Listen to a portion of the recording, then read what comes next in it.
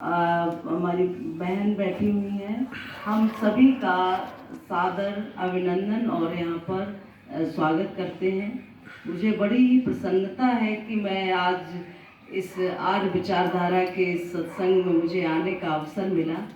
गुड़गांव में भी मेरी बेटी है बड़ी, तो वहाँ भी हम लोग गए और वहाँ का आर्य समाज तलाश किया। सेक्टर 46 में वो रहती है, तो वहाँ तलाश करके हम लोग वहाँ गए और अच्छा लगा। जहाँ भी हम जाने का अवसर मिलता है, खोजा तो हम लोगों ने ऑस्ट्रेलिया में भी, सिडनी में भी था, लेकिन अभी अवसर नहीं मिल पाया क्योंकि कांटेक्ट नहीं हो पाया उससे, दूर दूर था और कैसा क्या चलता है ये भी नहीं पता चल पाया। तो इसलिए मेरा हृदय अत्यंत प्रसन्न है। डॉक्टर साहब ने अभी, हमारे पति ने बहुत कुछ बताया और विचारधारा एक है, दिशा एक है, तो कभी आपस में टकराव नहीं होता है, हम लोग बढ़ रहे हैं, आगे हैं। और ऐसे ही आपने जो विचारधारा, जो अपनी बात कही है, एक एक चीज़ मुझे बहुत ही अंतर तक प्रभावित हुई है और बहुत कुछ सीख भी रही हूँ कि हाँ, इस दिशा में आगे, जैसे अभी आपने कहा कि हम मोहल्ले वाले लोगों से अपनी बात रख सकते हैं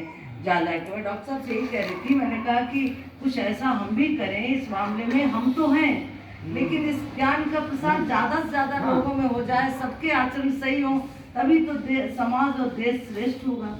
तो हम लोग भी ऐसी कोई अप्रोच करें जिससे कि लोग जुड़े और दिल से माने। ऐसे ये नहीं कि पद हो, उसके लिए तो बहुत लोग आ जाते हैं आज समाज में। सबसे बड़ी बात मैं यहाँ पे कहना चाहती हूँ कि हम अभय हो। स्वामी जी ने बार बार ये बात कही कि निर्भय हो, निर्भय हो। एक मंत्र आता है कि अभय मित्र, और स्वामी जी अक्सर कहा करते थे, ऐसा उनके जीवन चरित्र में मैंने पढ़ा। अभय होने के लिए भय किस बात का हमें होता है? भय तो अपनी कमजोरियों को होता है ना। जो हमें कमजोरियां हैं उनको हम समाज में देखने लगते हैं और भयभीत होते हैं। जैसे हमें भूत का भय होता, भूत प्रेत का। क्यों? क्योंकि हम सबल इतने नहीं, स्वाभिमान नहीं हमें इतना, इसलिए हम भयभीत होते हैं। कहीं अगर हम दुराचारी हैं, कहीं बेईमान हैं, कहीं भ्रष्ट हैं, तो हमें भय होता। ऑफिस में भी हम निडर होकर नहीं रह सकते। अभी जिनकी बात कर रहे हैं ये आर्यन पांडे, जो जिला प्रधान हैं और वैसे हमारे भाई हैं, लेबर हैं हमारे। तो क्या है, उन्होंने ब्लॉक में है वो, और रिश्वत नहीं लेते हैं, और रिश्वत नहीं लेते हैं, और जो कुछ समाज के लिए बहुत कुछ कर सकते हैं सो करते हैं। तनख्वाह का आधा हिस्सा जो है इसी में पे कर रहे हैं। बच्चे निर्भय इतने हैं कि एसडीएम और सीडीओ कोई भी बुलाता है, कुछ कहता है तो वो सीधे बात करते हैं कि क्यों भाई, हम ऐसा करिए इसमें है। हम वहाँ पे इसलिए नहीं हो पाए, हमारे पेपर तैयार थे। कभी किसी उसका तो निर्भय क्यों है? क्योंकि वो दूसरों की सहायता कर देते हैं, लेने की बात भी दूर की बात है। तो हमें निर्भय होने का प्रयास करना चाहिए। निर्भय होने के लिए हमें क्या मानना है कि हमारे अंदर तो प्रभु बैठा है, आगे पीछे हरि खड़े, जब मांगे तब दे। तो उससे फिर हम डरे क्यों? क्यों हम किस बात की चिंता करें कि हमें कल क्या होगा और ये क्या होगा? इसलिए तो स्वाभिमान ऐसा होना चाहिए कि हमें एक तो आत्मा अंश बैठा हुआ है, ऊपर परमात्मा रक्षक है, और जब तक दोनों चीजें विद्यमान हैं तब तक हमें भय किस का? स्वाभिमान, हमें अहंकार नहीं होना चाहिए, लेकिन स्वाभिमान होना चाहिए उस तरह से। जैसे कि एक छोटी सी प्रसंग में बता रही हूँ कि एक राजा थे और विद्वान थे राजा, गुरु के सानिध्य में बहुत विद्वान वो भी थे, और गुरु जी उनके वन प्रदेश में निवास करते थे। जब कोई शंका होती थी उनके पास जाते थे।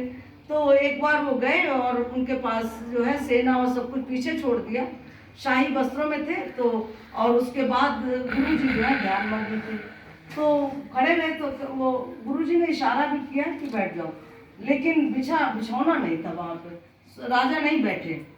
तो गुरुजी ने जब ध्यान समाप्त किया तो उन्होंने कहा कि, उनकी तरफ देखा, कहा कि ये जो अहम है वस्त्रों का या शरीर का, इसके कारण ये जमीन पे नहीं बैठा।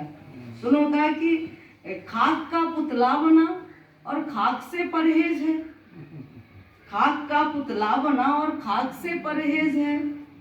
तो राजा ने सुना, तो ज्ञान की बात कहते हैं गुरु जी, तो उन्होंने हाथ जोड़े, प्रणाम किया, क्षमा करें गुरुजी, लेकिन मेरा सोच ये है कि जब तलक इस खाक में उस नूर का आमेश है, जब तलक इस खाक में उस नूर का आमेश है, तब तलक इस खाक को इस खाक से परहेज है, तब तलक इस खाक को इस खाक से परहेज है।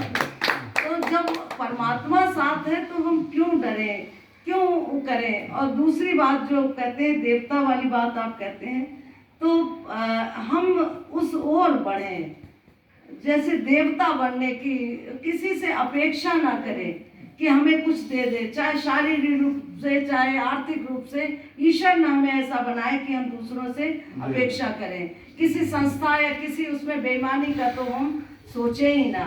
अगर हमें सही जीवन का सुख और आनंद से रहना है, परमात्मा की कृपा से रहना है, तो हम सोचे ही नहीं। तो ऐसे ही देवता, जैसे कि यज्ञ हमें क्या है, देवता बनना ही सिखा रहा है।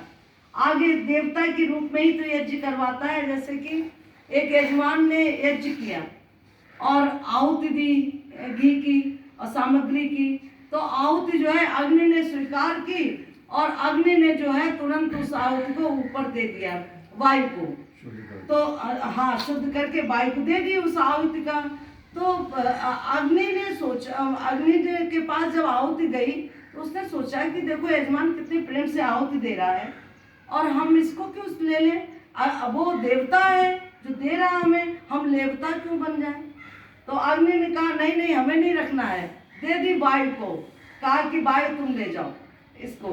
तो प्रतीक वश है। तो वायु ने कहा कि जब जो है वो अग्नि हमें समर्पित कर रही है तो अग्नि देवता बन गई, हम क्यों देवता बने।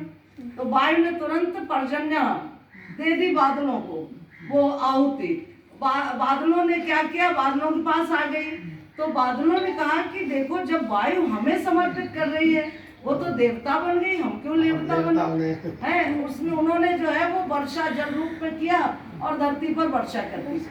धरती पर जल की वर्षा हुई तो धरती ने कहा कि अरे ये सब यजमान से लेके इतने लोग जो है दे रहे हैं तो मैं क्यों देवता बनूंगी। उन्होंने गर्भ में जाके वही जल जो बीज रूप में पड़े हुए थे, बीज, हरी हरी घास बनी, सस्य श्यामला फसलें उगी और उस घास को खाकर गाय ने पुनः दूध दिया और पुनः उससे घी तैयार हुआ। यजमान के पास पुनः वो आ गया और वो क्या है, देवता बन गए। यही साइकिल चल रही है, छोड़ दिया और देवता बनते चले गए। तो हम सब जो है देवता क्यों न बने, देवता नहीं। आप लोग बहुत ज्ञानी हैं, हमें कुछ इतना नहीं आता है, लेकिन जो अपने उद्गार हैं जो हम सोचते हैं, और ये सब बच्चे जो हैं इन्हीं इसमें पले हुए बड़े हुए हैं। बहुत अच्छा ज्ञान तो भाई एक ही होता है, लेकिन सुनाने का और